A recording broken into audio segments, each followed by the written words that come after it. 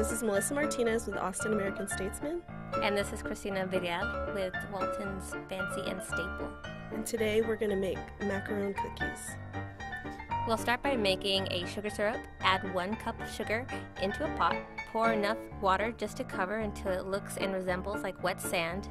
And turn the burner on to medium. Allow it to sit without stirring until it reaches a soft ball stage, which is 240 degrees.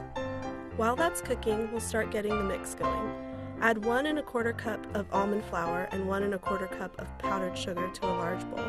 Add 1/2 cup of egg whites and combine everything using a bowl scraper to make a paste. Macaron actually comes from an Italian word which means to make a paste. Make sure everything is incorporated and you can't see any more of the dry ingredients.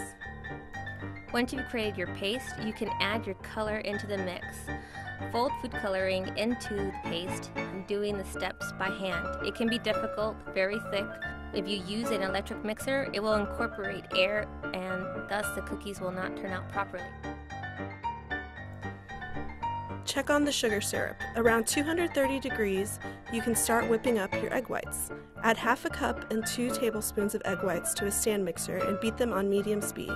You don't want to over whip the egg whites because again, you'll incorporate too much air. When the sugar syrup reaches 240, take it off the burner and start adding into your egg whites. You want to pour the sugar syrup down the side of the bowl slowly. It's important not to pour it into the whisk. We don't want the sugar to make strands. Beat egg whites and sugar until the bowl is warm to the touch. You're looking for the egg whites to have a shine and the meringue to be loose, where it almost holds together, but it'll still fall a little bit.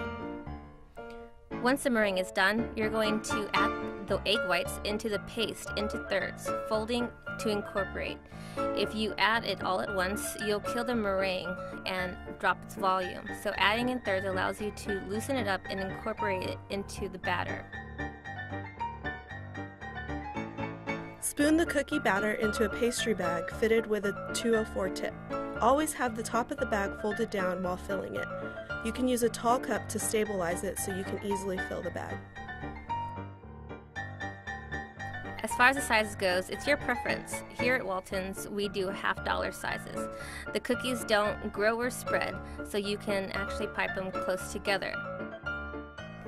One thing you want to definitely do once you pipe all these macarons is you want to bang the cookie sheet against the counter just to loosen the batter and to make any air bubbles pop out of it before it goes into the oven. Let the cookies rest for 13 minutes before baking. They should all form a shell. Bake on a preheated oven for 16 minutes at 275 degrees. Now we want to turn the cookies over. They're stuck to the paper, but they'll come off.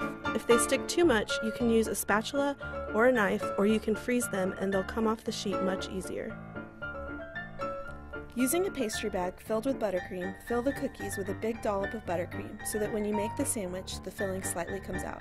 Once you've filled all of your cookies, your macarons are ready to enjoy.